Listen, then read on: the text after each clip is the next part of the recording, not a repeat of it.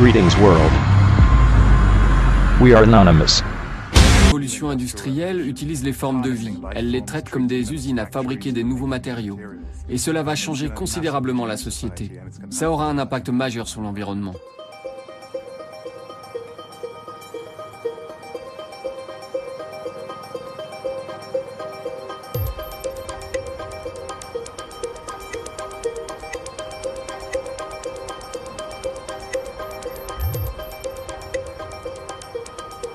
En Californie, une dizaine de compagnies ont déjà sauté le pas. Elles anticipent la fin du pétrole et des ressources fossiles. Leur nouvelle matière première, des organismes vivants. Les bactéries sont cultivées ici, dans cette cuve. On fait tout pour leur bonheur. Température, pression, tous les nutriments dont elles ont besoin. On a du sucre qu'elles adorent dans cette cuve. Et on leur en donne selon des cycles très précis.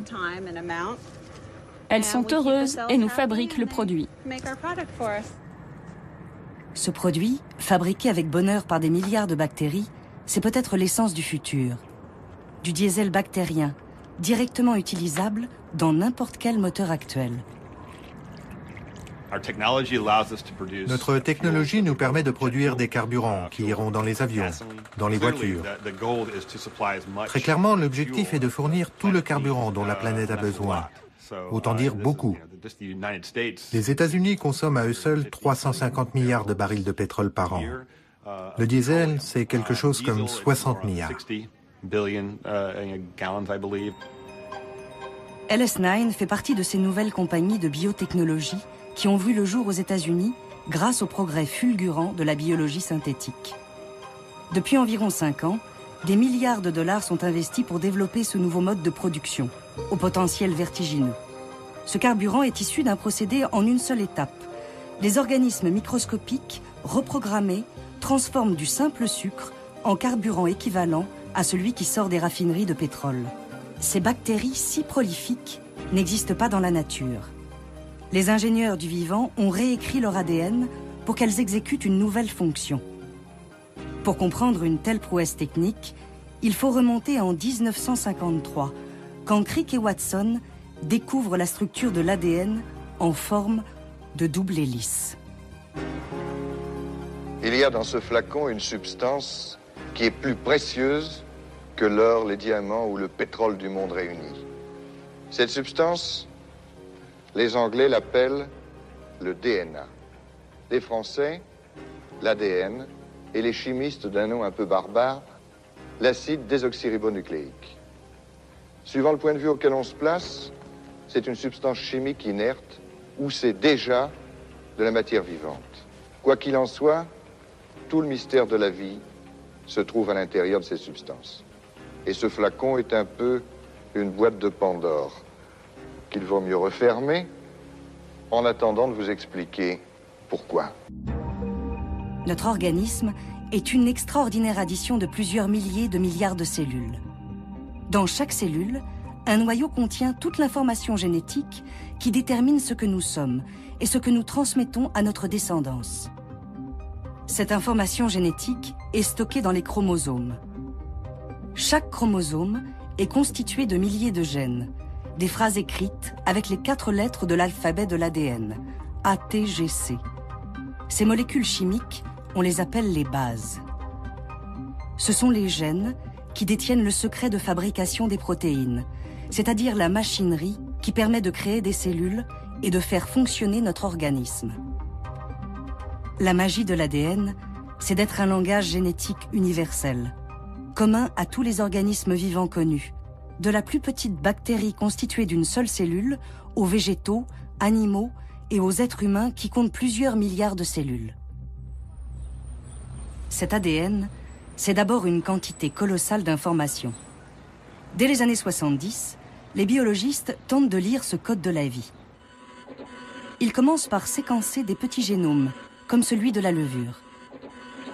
Si vous vouliez présenter à cette échelle-là la totalité de la séquence du chromosome de la levure, il faudrait multiplier ceci par 50. Donc ça nous fait déjà 2,5 km du ruban de papier. Alors l'homme, il faudra multiplier encore plusieurs centaines de fois, donc ça fera plusieurs centaines de kilomètres. Mais il ne suffit pas de lire l'ADN, encore faut-il le comprendre. Pour traduire l'ADN, les chercheurs se lancent dès les années 70 dans une extraordinaire aventure, celle du génie génétique. Ils commencent à découvrir, parfois par hasard, la fonction de certains gènes. Ces expériences débouchent sur une découverte magistrale, la manipulation du code génétique. Il devient possible de copier et coller des gènes d'une espèce à l'autre pour transmettre des fonctions nouvelles. Jean Wessenbach est un pionnier du génome humain, l'auteur de la première carte de notre ADN. Il a accompagné toute l'aventure du génie génétique. La première application commerciale, ça a été l'insuline, qui de toute façon posait problème puisque les insulines étaient essentiellement extraites, surtout de porc, mais aussi de bovins, et donc avec parfois des réactions allergiques. Donc pour pouvoir éviter ce type de réponse, ce qu'il fallait faire, c'était avoir de l'insuline humaine. Le transfert du gène de l'insuline humaine dans des bactéries permet d'en obtenir des quantités industrielles. C'est une révolution pour le quotidien de millions de diabétiques qui ont besoin de plusieurs doses d'insuline chaque jour pour vivre. Ce tournant marque surtout la naissance des organismes génétiquement modifiés, les OGM. Les industriels de l'agriculture y voient l'opportunité d'améliorer la compétitivité de certaines plantes. En leur transférant un gène de résistance aux parasites, ils augmentent le rendement des cultures. Ces manipulations du code génétique soulèvent un immense écho dans le public. Peut-on se permettre de toucher aux vivants? Ces expériences sont-elles sans risque pour la santé de l'homme et pour l'environnement? La première inquiétude est évidemment de faire, disons, de façon accidentelle, des bactéries qui allaient se propager sur toute la planète, qui allaient éradiquer toutes les espèces naturelles, qui allaient ou qui étaient carrément pathogènes pour, je ne sais pas, pour les plantes ou pour les humains. Et puis évidemment, il y avait d'autres utilisations similaires, non pas accidentelles mais délibérées. Ça aussi, ça a été une inquiétude à l'époque. D'ailleurs, on se demandait si effectivement on n'allait pas faire des monstres. Mais les scientifiques eux-mêmes se heurtent à des limites techniques. Ils peinent à transférer plus d'un gène ou deux d'une espèce à l'autre.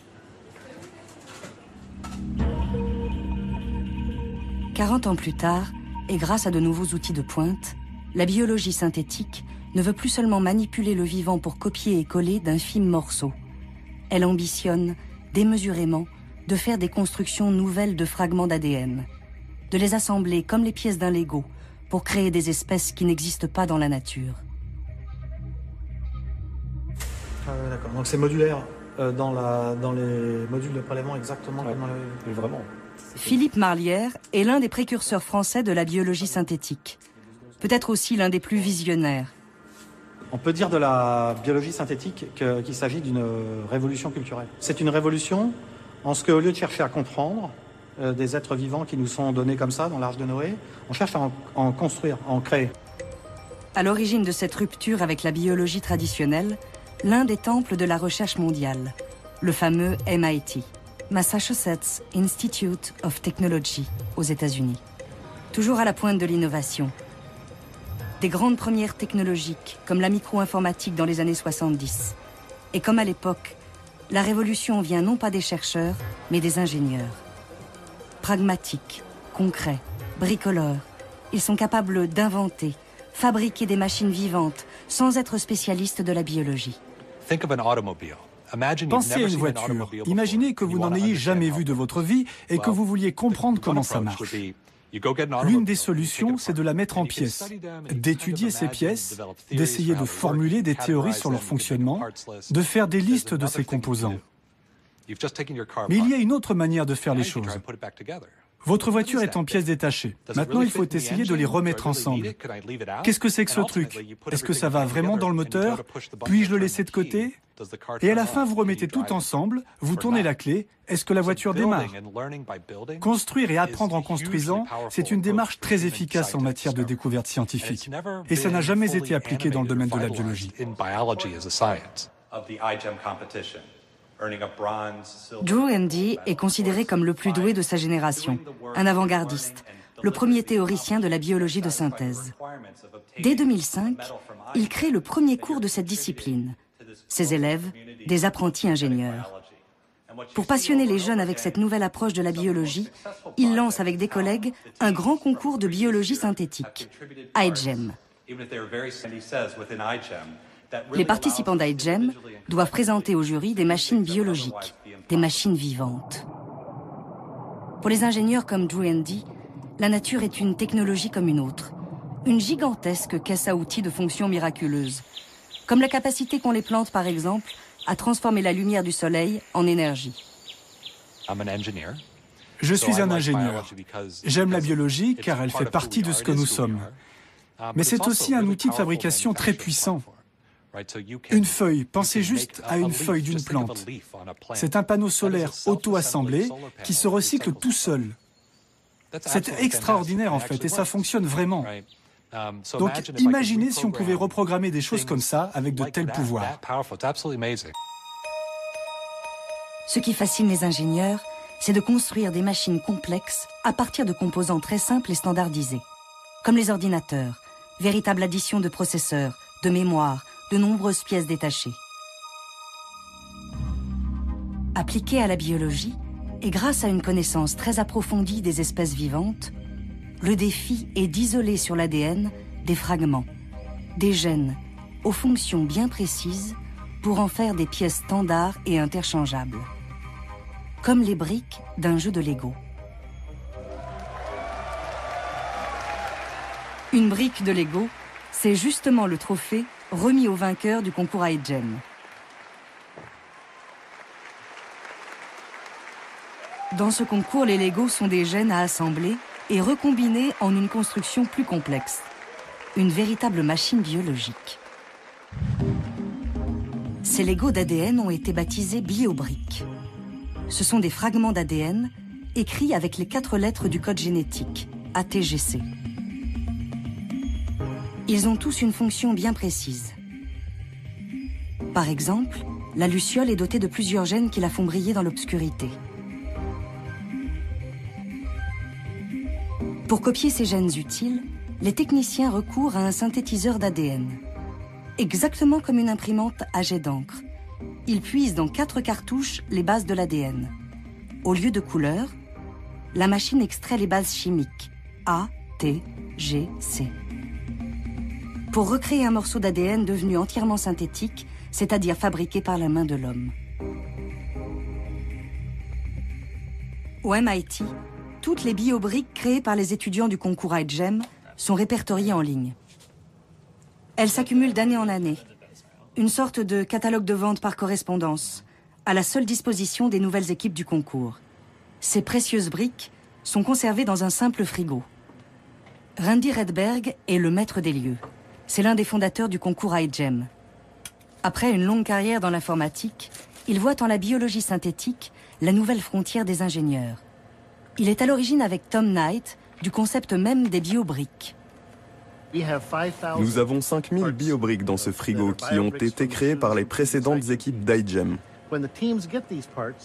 Quand les étudiants les reçoivent, ils peuvent mettre de l'eau pour réhydrater l'ADN, l'aspirer dans une pipette, l'introduire dans une cellule et la faire se multiplier pour qu'elle fasse à peu près tout ce qu'ils veulent.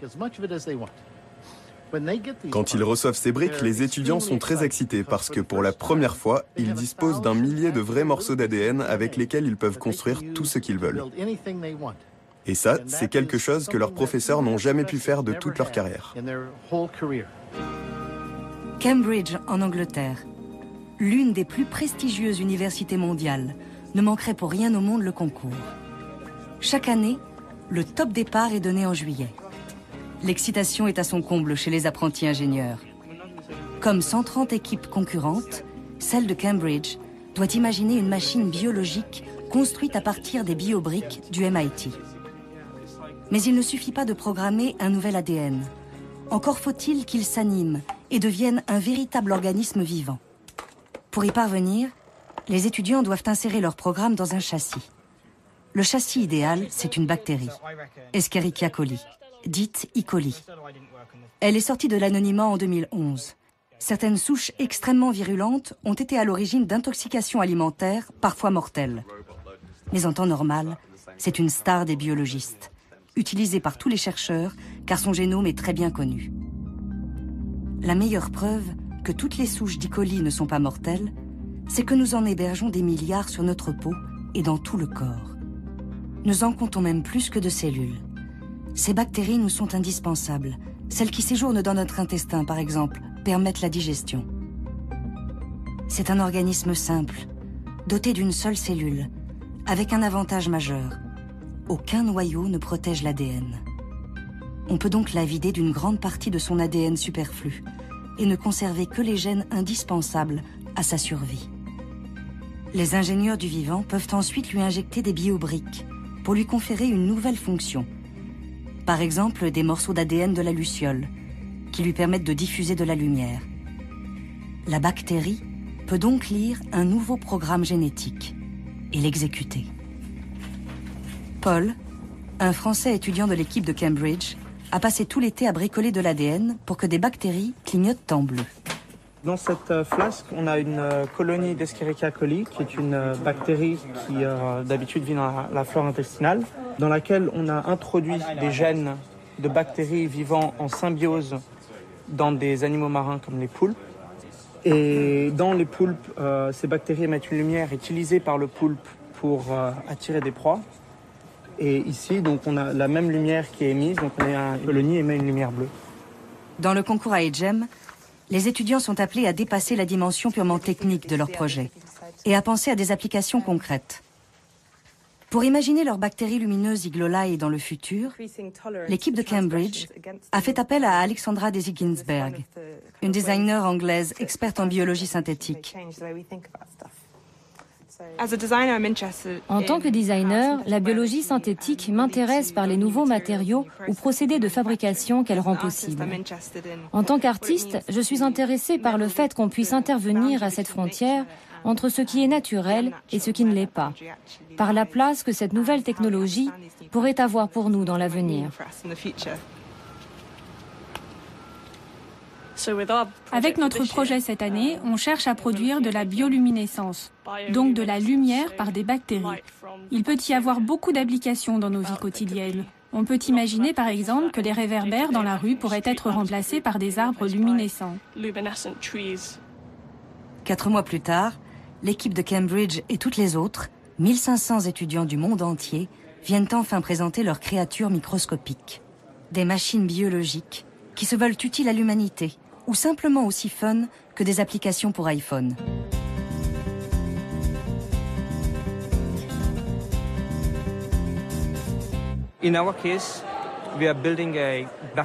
On a construit un système bactérien qui peut détecter les cellules cancéreuses. Pour les pays en développement, les systèmes de détection sont indispensables, mais doivent être accessibles. On s'est juste dit qu'on pouvait, avec un système bactérien, parvenir à la même efficacité qu'avec les technologies très coûteuses qui existent aujourd'hui.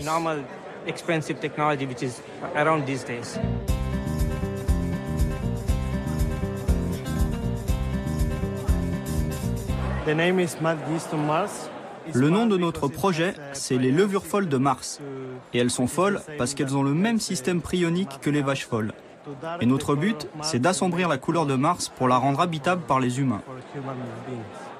Ces jeunes Espagnols reprennent un thème classique de la science-fiction, le terraforming, ou le fantasme de transformer l'environnement d'une planète pour la rendre vivable. Mais qu'il soit un peu fantaisiste comme celui-là, ou utile, comme la détection du cancer, ces projets n'ont pas vocation à être commercialisés. L'objectif, c'est de démontrer que la biologie du XXIe siècle est accessible à de très jeunes étudiants. Qu'ils peuvent accomplir quelque chose d'efficace en 4 mois seulement. Quand j'ai lancé iGEM, mes amis du MIT, qui sont des professeurs de biologie et donc des gens très intelligents, m'ont dit que ce que je faisais était mal. Que je me moquais des étudiants en leur faisant croire qu'ils pourraient accomplir quelque chose en un été. J'aimerais faire un petit sondage. Selon votre expérience d'iGEM, est-ce que la biologie est trop complexe pour des étudiants non diplômés? Non, ok. Je crois qu'on a répondu à la question. En 6 années d'existence, le concours iGEM a vu défiler des projets de plus en plus sophistiqués. Des Suisses qui s'attaquent aux moustiques pour les empêcher de disperser le paludisme, à l'équipe de Pékin, avec son kit biologique de décontamination de l'eau polluée aux métaux lourds, ou encore l'équipe de Cambridge en Angleterre, et ses bactéries lumineuses, supposées illuminer le monde. Nous sommes l'équipe iGEM de Cambridge et voici Eagle Eye. La lumière a fasciné les gens pendant des milliers d'années. Pourtant, la biologie synthétique ne s'est pas vraiment intéressée à sa production.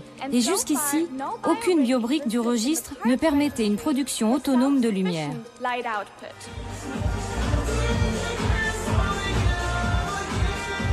Les participants au concours iGEM sont 2 fois plus nombreux chaque année. Tous séduits par ce mélange de fun, d'une apparente facilité et de résultats concrets qui est une manière radicalement nouvelle de faire de la biologie.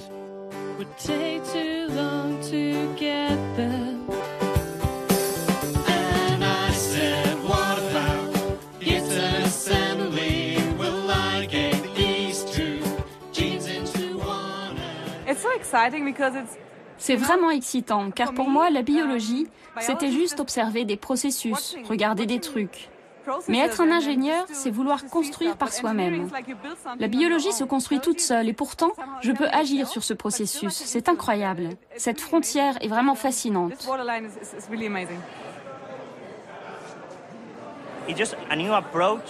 C'est une nouvelle approche pour faire la même chose plus vite et en mieux. En fait, c'est le génie génétique amélioré par les pièces biologiques standardisées qui sont très importantes. C'est la partie ingénieure de la compétition iGEM. Comment intégrer toutes les séquences d'ADN qu'on obtient dans les micro-organismes qu'on veut construire.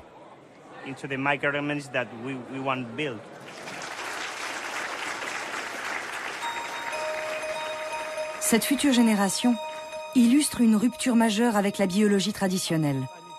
Les ingénieurs veulent utiliser le vivant, non plus seulement pour le comprendre ou le modifier, mais pour en fabriquer un de toutes pièces, plus utile.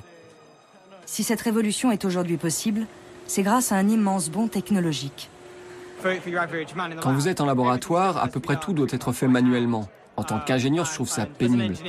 Tout est assez basique et ennuyeux. Pas ennuyeux, mais fastidieux. Ce sont les ordinateurs qui devraient faire ce travail. Et ça, c'est ce que j'ai vraiment envie de changer.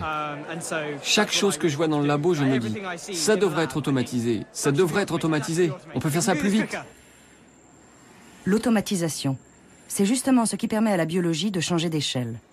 En 10 ans, les techniques ont doublé en performance chaque année, à des coûts de plus en plus faibles. L'illustration la plus spectaculaire, c'est le séquençage des quelques 20 000 gènes du génome humain, soit 6 milliards de bases ATGC, les 4 lettres élémentaires de l'alphabet génétique. Pour y parvenir, il aura fallu 13 ans et 2,5 milliards d'euros. Jean Wessenbach a participé à cette grande aventure. Il a été le témoin de l'explosion des techniques qui permettent 10 ans plus tard de séquencer un génome entier en quelques semaines pour quelques milliers d'euros. Est-ce que l'automatisation a été un élément déterminant? Bien sûr, elle l'a été parce que on est obligé de faire des expériences à très grande échelle, tout simplement parce qu'on n'est pas sûr du résultat qu'on va obtenir. Donc on va tester tout un tas de petites variations qu'on a introduites jusqu'à trouver celle qui est optimale. L'automatisation, c'est aussi ce qui permet de fabriquer à la commande les fameuses biobriques du MIT. La possibilité de copier des fragments génétiques de manière quasi industrielle. Après la chimie de synthèse, c'est l'avènement de la biologie de synthèse. La société Gene Art en Allemagne est l'un de ces nouveaux industriels de la biologie. Dans ces locaux high-tech, 8 millions de bases synthétiques sont produites par mois. En fonction de la commande, un ordinateur dirige l'assemblage des bases A, T, G et C pour créer de toutes pièces un ADN artificiel. Les chercheurs peuvent commander des gènes complets sur Internet, les faire fabriquer sur mesure, à des tarifs de plus en plus abordables. 10 years ago, genes were about Il y a 10 ans, les gènes coûtaient 10 à 20 fois plus cher qu'aujourd'hui. Seuls quelques chercheurs pouvaient se permettre d'acheter des gènes synthétiques, et même quand ils essayaient de les fabriquer eux-mêmes, ça leur coûtait très cher. Aujourd'hui, ils peuvent tout simplement les commander en ligne à un prix plus qu'acceptable, entre 500 et 1000 euros, au lieu de 20 ou 50 000 euros.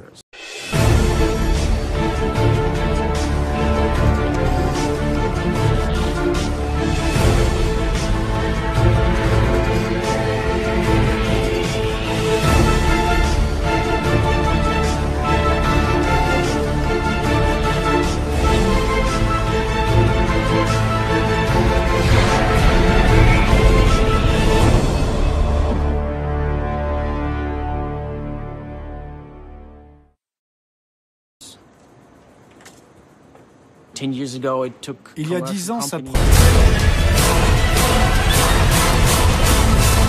prenait aux compagnies et aux chercheurs plusieurs mois pour fabriquer un gène. Aujourd'hui, on peut le faire en 5 jours. Cette démocratisation pose un évident problème de sécurité. Si quelques clics de souris suffisent à commander des gènes synthétiques sur Internet, comment en empêcher l'utilisation malveillante? Selon Gene Hart, des contrôles stricts garantissent que les gènes synthétiques ne sont livrés qu'à des entreprises et laboratoires autorisés à les commander. En fait, on vérifie chaque client qui passe une commande à Gene Hart, ainsi que chaque séquence demandée.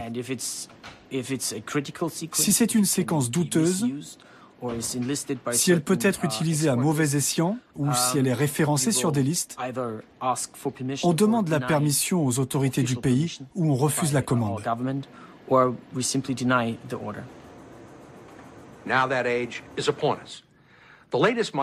Gene Hart travaille avec les plus grands laboratoires de recherche mondiaux. Ils ont par exemple fourni toutes les biobriques qui ont permis de créer le premier génome synthétique complet de l'histoire. Cette prouesse technique est l'œuvre de Craig Venter, un scientifique réputé dans le monde des biotechnologies pour un ego, une audace et des moyens financiers considérables. Venter a mis 15 ans pour créer ce génome entier. Avec l'aide de puissantes machines, son équipe a pu assembler l'ADN complet d'une bactérie, avant de l'introduire dans un châssis, une autre bactérie vidée de son propre ADN. Ce nouvel organisme s'est animé et reproduit. C'est la première fois qu'un organisme vivant se développe avec un ADN entièrement conçu par la main de l'homme. Craig Venter suscite des réactions très contrastées. Ses performances techniques impressionnent, mais son ambition assumée de créer la vie agace et inquiète. Parmi ses détracteurs, l'ETC Group, un comité de vigilance canadien qui analyse les conséquences des nouvelles technologies. C'est surtout un lanceur d'alerte. L'un de ses porte-paroles, Jim Thomas, un ancien de chez Greenpeace, craint que Venter n'ambitionne de contrôler l'industrie du vivant.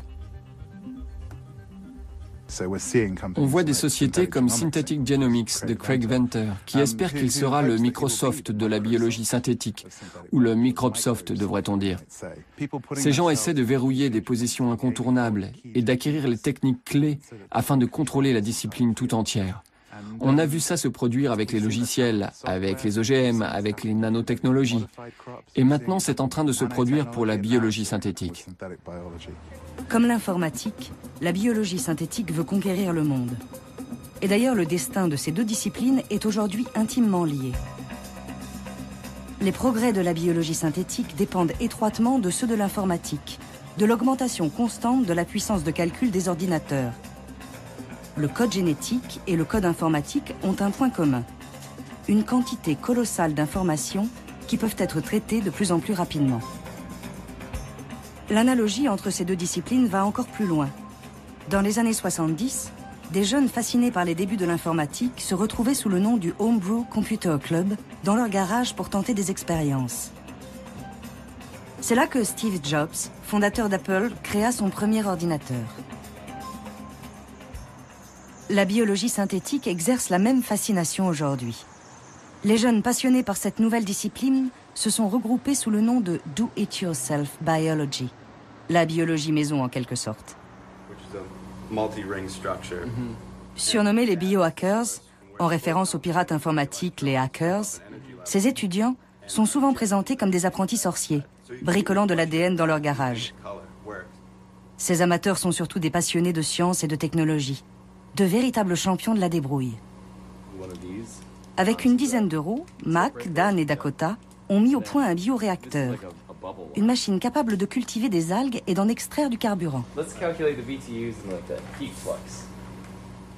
On a essayé de fabriquer ce bioréacteur avec des matériaux facilement accessibles et bon marché. 2 bouteilles de 2 litres qu'il vous reste après avoir bu votre soda.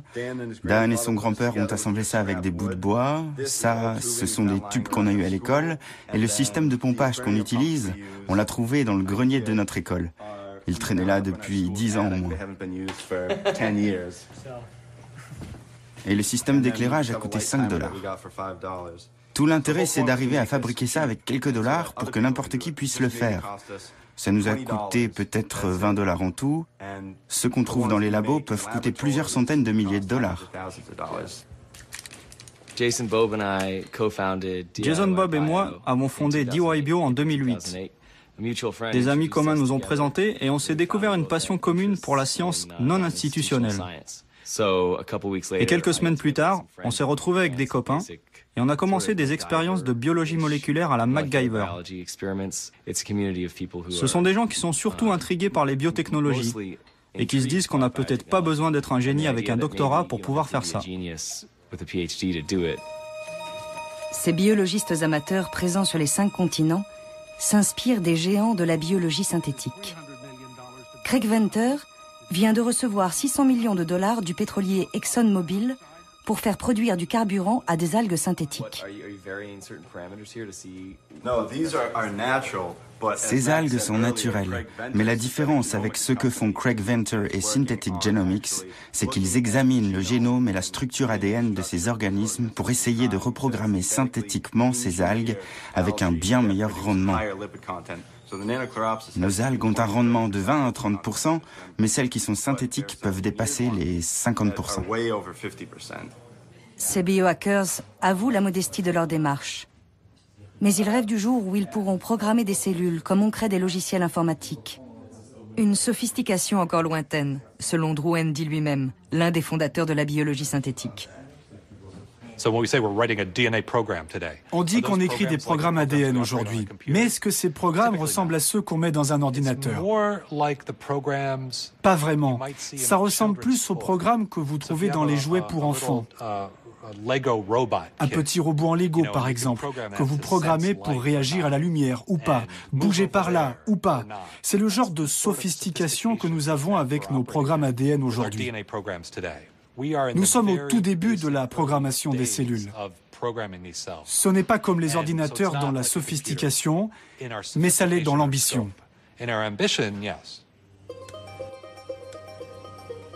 Même si la biologie de synthèse paraît être une technologie naissante, dont l'efficacité reste modeste, des milliards de dollars sont déjà investis pour la rendre opérationnelle à grande échelle.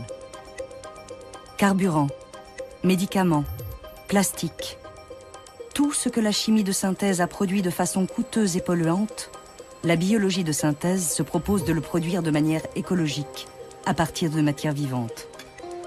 Une sorte de chimie verte qui fait des microbes les nouvelles usines du XXIe siècle. Premier produit sur le point d'arriver sur le marché, c'est un médicament, l'artémisinine de synthèse. Cette molécule thérapeutique est une cause inattaquable. C'est le traitement curatif le plus efficace d'un fléau pour les pays du Sud, le paludisme ou malaria. Chaque année, l'épidémie tue 1 million de personnes, surtout des enfants de moins de 5 ans.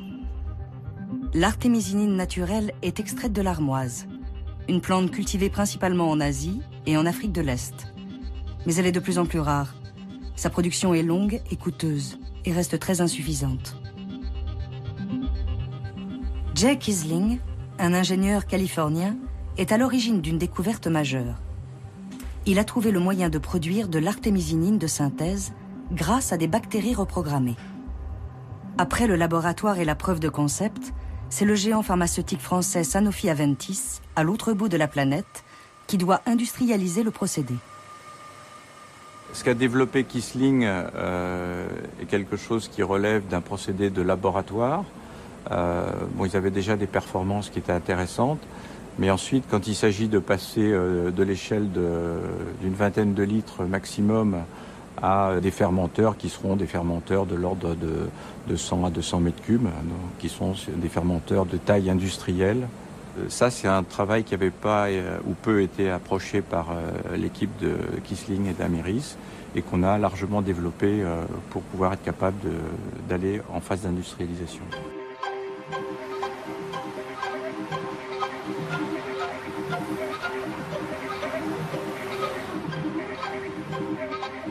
C'est donc en Californie, dans la baie de San Francisco, que l'histoire a commencé il y a 10 ans.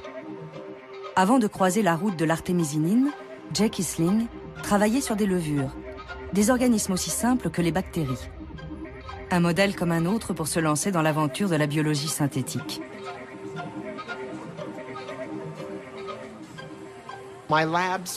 Avant ça, mon laboratoire a passé 10 ans à développer des outils pour transformer des levures et la bactérie E. coli.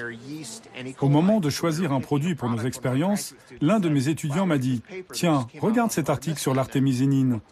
On s'est dit « Super, c'est un produit aussi bien qu'un autre ». À part mes cours de biologie, je ne savais pas grand-chose sur le paludisme. On a donc appris beaucoup sur les circuits métaboliques et on s'est mis au travail. Les circuits métaboliques sont des cascades de transformations chimiques. C'est par exemple tout le chemin parcouru entre le principe actif naturel de l'armoise et ce qui deviendra 18 mois plus tard de l'artémisinine, une molécule thérapeutique. Ce circuit, modifié par la biologie synthétique, permet de réduire ce délai d'1 an et de produire beaucoup plus de médicaments. Pour obtenir un microbe capable de produire de l'artémisinine, on a dû prendre le circuit métabolique de l'armoise, la plante originelle, et insérer ce circuit à l'intérieur d'une levure. Cela a permis à la levure de produire l'artémisinine. Pour financer ses recherches, Jay Kissling a reçu 42,5 millions de dollars de la fondation Bill Gates, engagée dans la lutte contre le paludisme. Une partie de ces fonds a servi à créer la société Amiris en 2005. Une compagnie à la mentalité très californienne, qui ne recrute que des salariés mus par une même ambition, avoir un impact positif sur le monde. On s'est dit, waouh, de toutes les choses utiles qu'on peut imaginer faire en utilisant la biologie synthétique, améliorer la disponibilité de ce médicament qui connaissait en 2004 une véritable pénurie, ça permettrait de fournir un traitement à chaque enfant atteint du paludisme. Et franchement, même si j'adore la technologie comme tout le monde ici, ça, c'est la raison pour laquelle on se lève chaque matin. Ce qui a séduit la Fondation Gates, c'était l'idée d'utiliser la biologie synthétique pour répondre au grave manque d'antipaludéens efficaces. D'ici 2013, la moitié de la production mondiale d'artémisinine, assurée jusque-là par des paysans d'Asie et d'Afrique, sera remplacée par les cuves de fermentation de Sanofi Aventis. Ce qui est prévu, c'est qu'en fait, on équilibre le marché à un prix qui soit un prix d'équilibre qui ne laisse pas les paysans d'un côté. Donc, on va contrôler d'une certaine manière les quantités qui seront cultivées, les surfaces qui seront cultivées, avec la production qui sera faite d'une manière synthétique. Même si l'objectif est de sauver des vies, l'ETC Group craint des conséquences dramatiques sur le revenu des producteurs d'artémisinine et à terme de toutes les ressources naturelles. Si des sociétés comme Sanofi Aventis sont capables de produire de l'artémisinine dans des cuves, que ce soit à Berkeley ou en République tchèque, ça aura un effet majeur sur le mode de subsistance de ces paysans africains. Et ce n'est pas uniquement l'artémisinine. On voit les entreprises de biologie synthétique essayer de produire de la réglisse dans des cuves, de la vanille dans des cuves, du caoutchouc dans des cuves. Toutes ces marchandises dont dépend la subsistance de vraies personnes.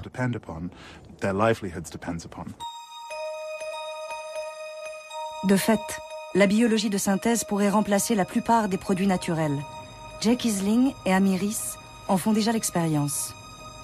En modifiant quelques étapes, les bactéries reprogrammées pour obtenir de l'artémisinine peuvent aussi fabriquer une grande variété de produits, du caoutchouc, de la vitamine A, ou encore et surtout du carburant. On s'est donc demandé ce qu'on allait faire. Et en envisageant les défis les plus difficiles, celui qui nous motivait le plus, c'était cette idée de produire un carburant sans compromis. Par sans compromis, je veux dire que ses qualités seraient meilleures que celles des produits issus du pétrole. Pas « Tiens, j'aimerais utiliser un produit renouvelable, mais il coûte beaucoup plus cher et il ne marche pas très bien dans ma voiture. » Non, ce serait le même prix et ce serait aussi bien, si ce n'est mieux.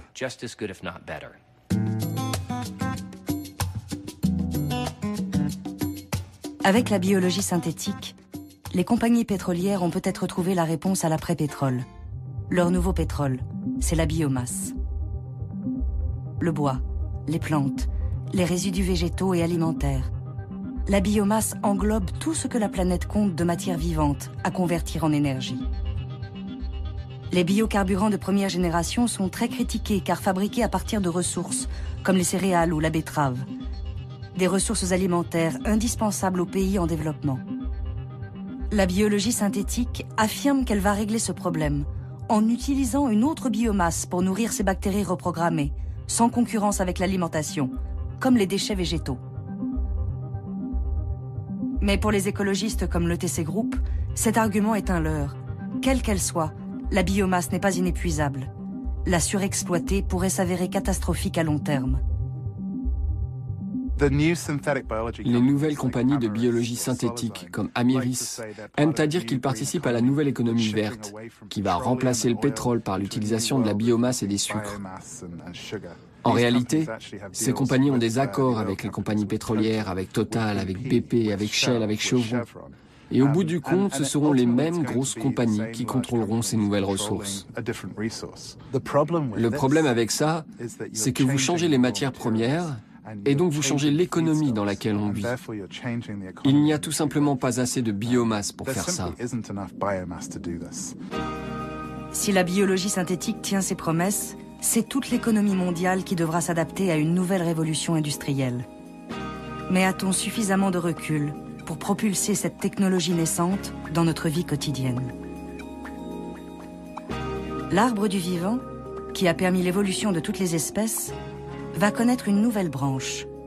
Une branche artificielle, faite d'espèces créées par la main de l'homme. Qui peut garantir que ces nouveaux organismes ne vont pas dominer et détruire nos écosystèmes naturels? Pour contrer ces peurs, Randy Redberg, l'une des grandes figures de la biologie synthétique, s'appuie sur son expérience de l'informatique. Il a vu la naissance des premiers ordinateurs dans les années 60 et le fantasme de machines qui allaient devenir des cerveaux géants, remplaçant la main de l'homme. Pour lui, les peurs liées à la biologie synthétique seront aussi infondées. Les ordinateurs se sont améliorés de plus en plus, mais ils ne sont pas devenus plus intelligents. Ils sont devenus meilleurs en musique, en graphisme, dessin, interface, en communication, en réseau.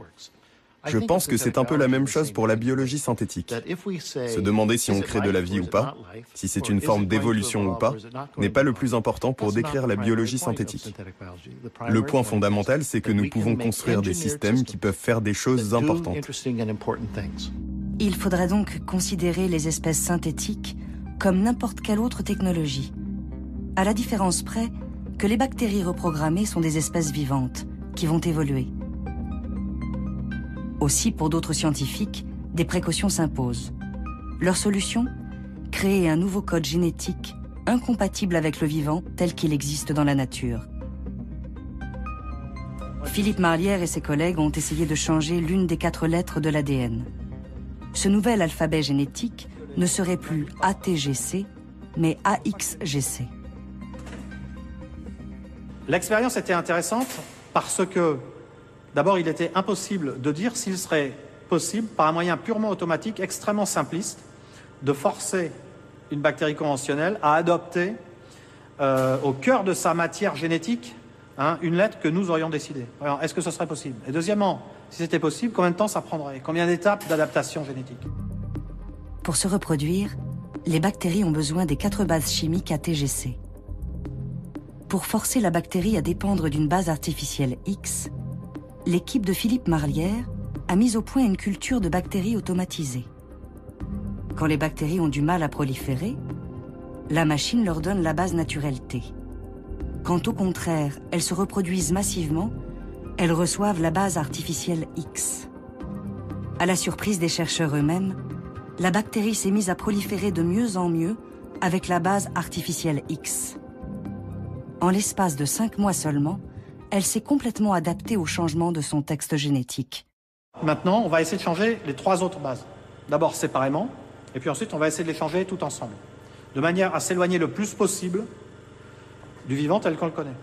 Mais il est clair que le jeu en vaut la chandelle parce que, ce faisant, on va parvenir à des espèces vraiment artificielles pour le coup et qui vont dépendre d'ingrédients qu'il n'y a absolument pas dans la nature et qu'elles sont incapables de fabriquer elles-mêmes.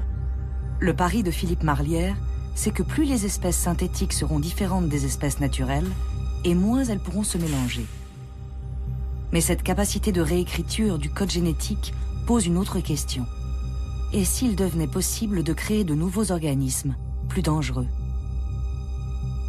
Certains parlent déjà de bioterrorisme, de bacilles synthétiques de l'anthrax ou de la peste. Il n'est pas du tout évident que des gens vont créer en laboratoire des virus plus dangereux que ceux qui existent dans la nature. Je ne dis pas qu'on ne pourrait pas le faire dans 100 ans, mais la nature se débrouille plutôt bien. Fièvre hémorragique, Ebola, HIV, SARS, la grippe. Il y a déjà pas mal de bons exemples et il y en aura probablement d'autres.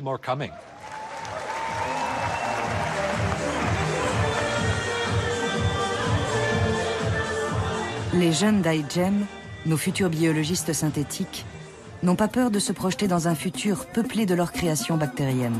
1, 2, 3. En 2009, l'équipe de Cambridge avait remporté le Grand Prix d'iGEM pour son projet Ichromai. Leurs bactéries synthétiques étaient capables de prendre plusieurs couleurs selon le contexte. La designer Daisy Ginsberg, déjà consultante pour l'équipe, avait imaginé plusieurs scénarios sur 100 ans, dans lesquels ces pigments bactériens pourraient remplacer les colorants alimentaires ou colorer le ciel en cas de pollution. Sa vision en 2049, c'est que de telles bactéries modifiées pourraient servir de système d'autodiagnostic pour toutes sortes de maladies. L'une des propositions, c'était cette idée qu'un jour, peut-être en 2049, ce serait socialement acceptable d'avaler Ichromai sous forme de yaourt à boire. Ces bactéries modifiées coloniseraient alors votre intestin pour surveiller les maladies. Lorsqu'elles détecteraient quelque chose, des composés chimiques produits par les pathogènes, elles se mettraient à produire de la couleur et ce serait très facile à voir dans vos excréments. Alors on a fait une valise d'excréments qu'on a emmenée à iGEM. Et certains ont trouvé ça vraiment dégoûtant. C'était un très bon moyen de tester les réactions des gens. D'autres ont trouvé que c'était une idée géniale. Mais peut-être que l'on n'est pas encore tout à fait prêt pour ça.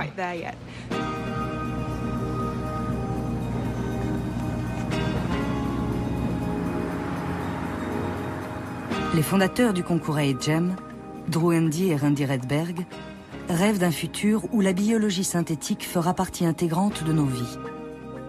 Où notre peau ne serait pas seulement un repère de bactéries, mais une fabrique vivante de parfums. Imaginez qu'on puisse reprogrammer les bactéries qui vivent sur notre peau pour générer différentes fragrances. À quoi ressemblerait l'industrie du parfum ? Un industriel qui aurait mis au point un cocktail de produits chimiques formant un excellent parfum pourrait travailler avec des ingénieurs en biologie synthétique pour faire fabriquer ces composants par un micro-organisme, un organisme qui vit sur notre peau. Comment diffuser ce nouveau parfum dans le monde entier? En le mettant sur Internet. Sous quelle forme? Sous la forme d'une séquence d'ADN qui programme les composants constituant le parfum. Partout dans le monde, les gens pourraient télécharger cette séquence d'ADN, la synthétiser sur place et modifier leur peau avec un parfum vivant.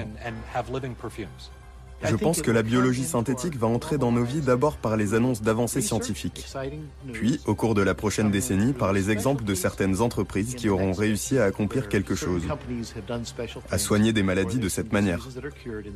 Et puis, dans les 20 ans qui suivront, il devrait y avoir des percées importantes. Les gens commenceront à en entendre vraiment parler et à l'utiliser personnellement. Dans 50 ans? Je ne sais pas. C'est assez long, mais c'est l'échelle de temps qu'il faut envisager pour des changements de l'ampleur de ceux dont nous parlons.